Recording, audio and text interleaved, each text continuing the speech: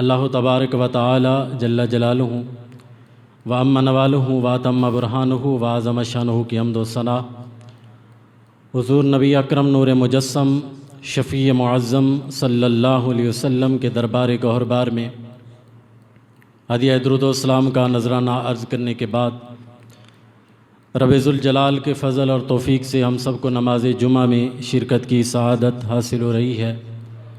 میری دعا ہے کہ رب ذوالجلال ہم سب کی حاضری کو اپنی بارگاہ میں قبول فرمائے۔ آج کی ہماری گفتگو کا عنوان ہے مقام ولی قرآن و سنت کی روشنی میں۔ یہ سفر المظفر کا مہینہ جو ہوتا ہے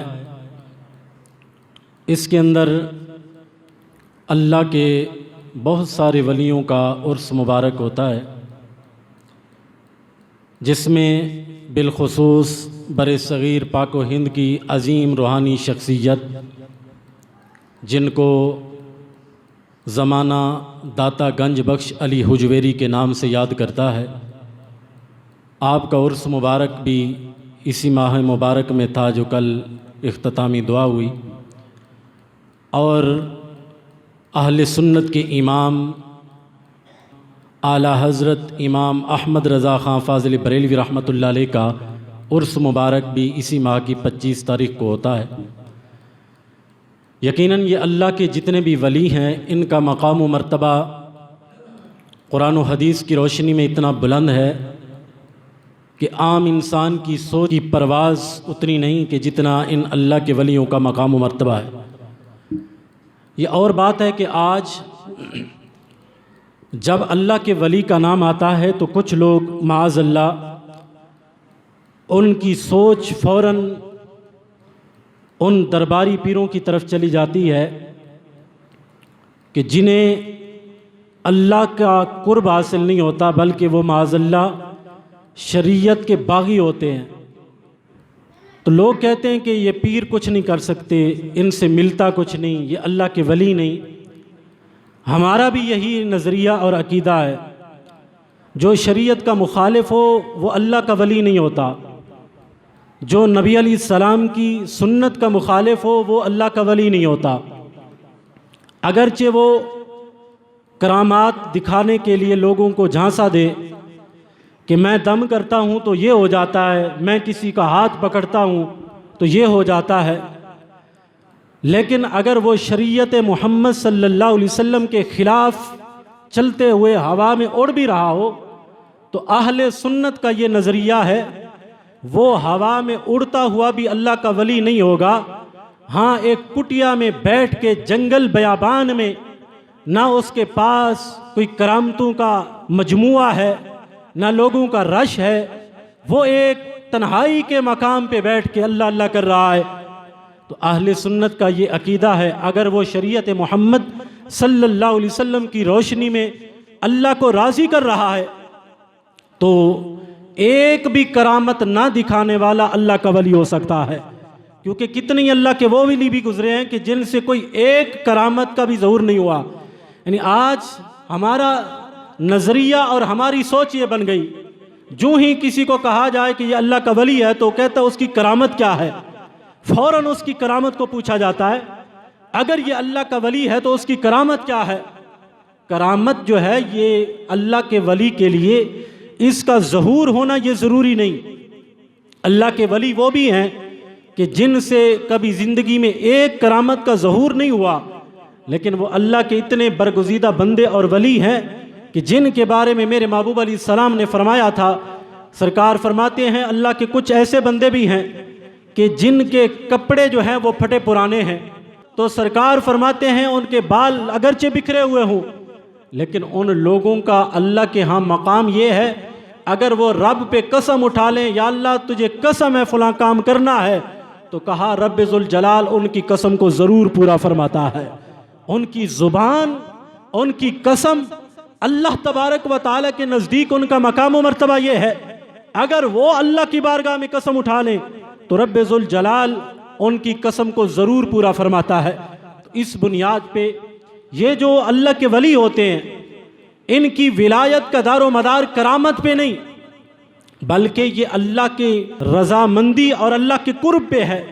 جو جتنا اللہ کو راضی کر لیتا ہے اتنا اللہ کا بڑا ولی بن جاتا ہے۔ اور یہ بھی دیکھو کہ آج اللہ کے ولیوں سے پیار کرنا یہ اہل سنت کا شعار ہے۔ داتا صاحب کو ہم نے دیکھا نہیں، خواجہ صاحب کو ہم نے دیکھا نہیں، ان کا زمانہ نہیں پایا، ان سے باتیں نہیں کی، پھر بھی آج 15ویں صدی کے اندر بھی ایک عام سچا سنی بھی داتا کا نام بڑے ادب سے لیتا ہے۔ کبھی سوچا ہے کہ اس کی وجہ کیا ہے؟ کیوں آج داتا علی حجویری کا پیار ہمارے سینوں میں ہے؟ کیوں خواجہ معین الدین چشتی اجمیری کا پیار ہمارے سینوں میں ہے؟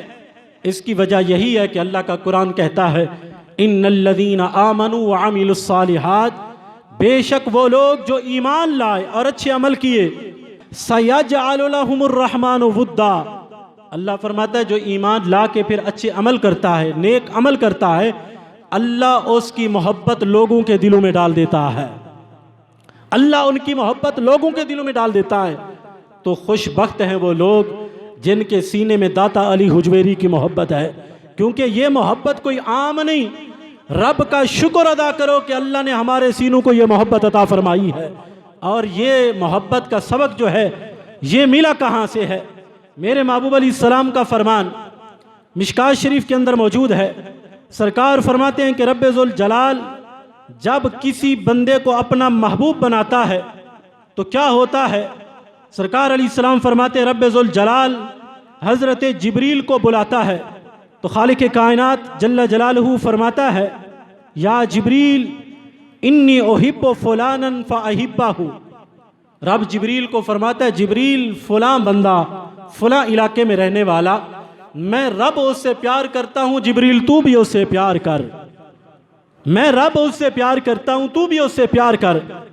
اب صرف اتنا نہیں بلکہ سرکار فرماتے ہیں جس وقت حضرت جبریل علیہ السلام اس بندے سے پیار کرنا شروع کر دیتے ہیں، ثم ینادی فی السماء، پھر جبریل آسمانوں میں اعلان کرتے ہیں اور کہتے کیا ہیں؟ اے فرشتو ان اللہ یحب فلانا فاحبوہ، اور وہ اعلان کرتے ہیں فرشتو فلاں بندہ جو ہے، فلاں اللہ کا ولی جو ہے، اللہ اس سے پیار کرتا ہے، میں جبریل بھی پیار کرتا ہوں، فرشتو تم بھی اس سے پیار کرو۔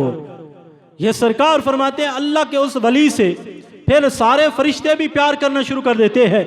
پھر میرے محبوب علیہ السلام ارشاد فرماتے ہیں ثم یودع لہ القبول فی الارض، جب رب بھی پیار کرتا ہے، جبریل بھی پیار کرتا ہے، سارے فرشتوں میں ڈال دیتا ہے۔ یہ جو داتا صاحب رحمت اللہ علیہ کا پیار ہمارے سینوں میں ہے یہ ویسے نہیں آیا، یہ رب کا دیا ہوا تحفہ ہے کہ جو اللہ نے ولی کی محبت ہمیں عطا فرما دی ہے۔ تو یہ پیار، یہ آج جو لوگوں نے کہا کہ ولیوں کے پاس جانے سے شرک ہوتا ہے، اللہ کے ولی کو ولی ماننا یا مدد کرنے والا ماننا یہ شرک ہے، میں ان سے پوچھتا ہوں اگر ولی کی محبت شرک ہوتی تو کیا معاذ اللہ رب اس سے محبت کرتا؟ اگر ولی کی محبت شرک ہوتی کیا رب یہ محبت جبریل کو سکھاتا؟ اگر ولی کی محبت اور علی کا پیار یہ شرک ہوتا تو کیا سارے فرشتوں کو اعلان کیا جاتا کہ فلاں بندے سے پیار کرو؟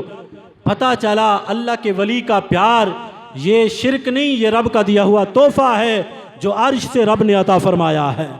تو اس بنیاد پہ اللہ کے ولی سے جو محبت ہے یہ رب ذوالجلال کی طرف سے ہے، اور پھر اس کا انعام کتنا ملتا ہے یہ بھی میرے محبوب علیہ السلام کا فرمان مشکات شریف کے اندر موجود ہے کہ میرے محبوب علیہ السلام فرماتے ایک بندہ جا رہا تھا ایک اللہ کے ولی کی ملاقات کو، رستے میں ایک بندے سے ملاقات ہوئی، اور وہ بندہ کوئی عام نہیں تھا، وہ رب کی طرف سے بھیجا ہوا ایک فرشتہ تھا۔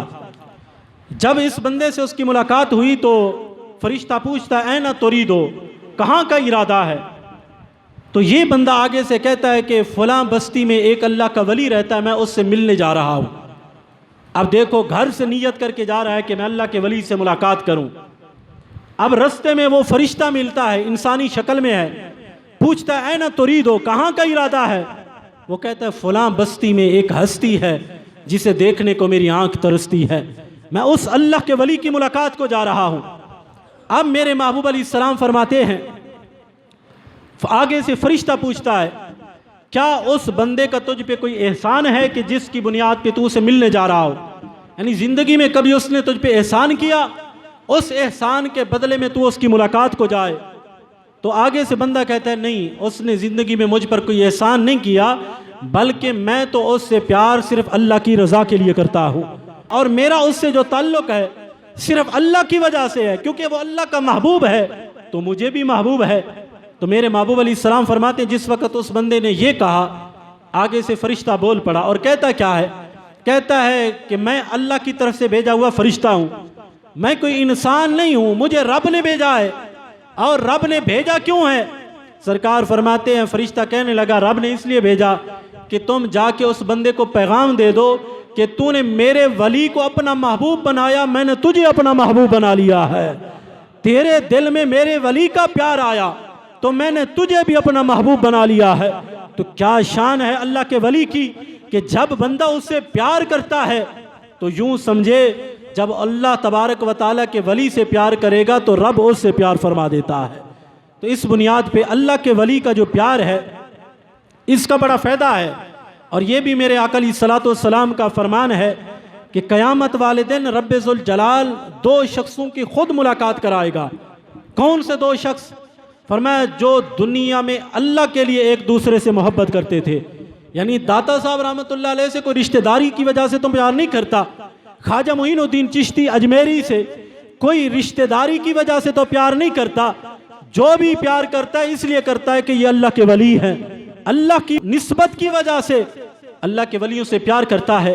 تو میرے محبوب علیہ السلام فرماتے جب قیامت کا دن ہوگا رب خود ملاقات کرائے گا، رب ذوالجلال یہ فرمائے گا یہ ہے وہ جس سے تم میرے لیے پیار کرتا تھا۔ یعنی کیا وہ مقام ہوگا جب داتا صاحب رحمت اللہ علیہ سامنے ہوں گے اور ایک ادنا سے داتا صاحب رحمت اللہ علیہ کے محبت کرنے والے کو رب یہ فرما رہا ہوگا میرے بندے یہ ہیں وہ جس سے تم میرے لیے پیار کرتا تھا۔ تو کیا وہ منظر ہوگا جب ایک ولی سے رب خود ملاقات کروا رہا ہوگا یہ ہے وہ ولی جس سے تم میرے لیے پیار کرتا تھا۔ تو پتہ چلا قیامت والے دن بھی اللہ کے ولیوں کی محبت کا جھنڈا لہرا رہا ہوگا۔ اور یہ بھی سمجھنا ضروری ہے کہ یہ اللہ کے ولیوں کو مقام ملتا کیسے ہے۔ یعنی آج مارکیٹ میں وہ بھی ولی بنے بھی رہے ہیں کہ جو کئی راتوں تک نہیں سوتے تو پھر اس کی کرامت ہو جاتی ہے۔ ہمارے مرشد تو اتنے مہینوں سے سوئے نہیں ہیں، یعنی کوئی بال نہ کٹوائے تو پھر کرامت ظاہر کرتا ہے کہ ان نے بال رکھے ہوئے ہیں، یہ کرامت بیان کی جاتی ہے۔ حالانکہ یہ سب کچھ جو شریعت کے خلاف ہو، بندہ اللہ کا ولی نہیں شیطان کا ولی بنتا ہے، وہ اللہ کے قریب نہیں، وہ اللہ سے دور ہو جاتا ہے۔ اللہ کے قریب وہ ہوتا ہے جو رب ذوالجلال کے بتائے ہوئے احکامات پہ عمل کرتا ہے۔ اور یہ بھی ہمارے آقا علیہ الصلوۃ والسلام کا فرمان ہے، سرکار فرماتے ہیں یہ رب کا اعلان ہے من عاد لی ولیا فقد آذنتہ بالحرب، فرمایا جس نے میرے کسی ولی سے دشمنی رکھی رب فرماتا ہے میں اس کے ساتھ اعلان جنگ کر رہا ہوں۔ اب دیکھو جو اللہ کے ولی سے دشمنی رکھے وہ سوچ لے کہ وہ اللہ کے ساتھ اعلان جنگ کر رہا ہے۔ اب اللہ کے ساتھ کون ہے جو اعلان جنگ کر سکے اور رب ذوالجلال کا مقابلہ کر سکے؟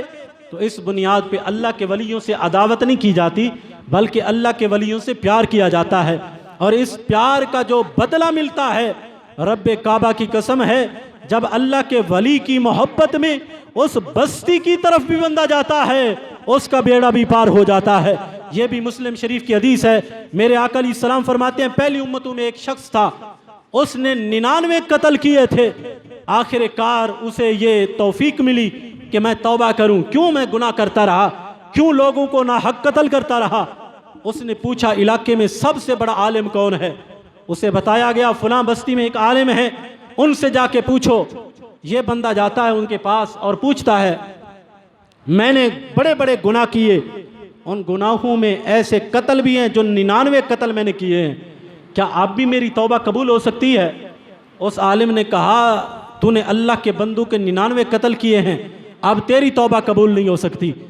اب اس نے سوچا 99 تو ہو چکے ہیں، 100 پورا کر دیتا ہوں، اس نے اس کو بھی قتل کر دیا۔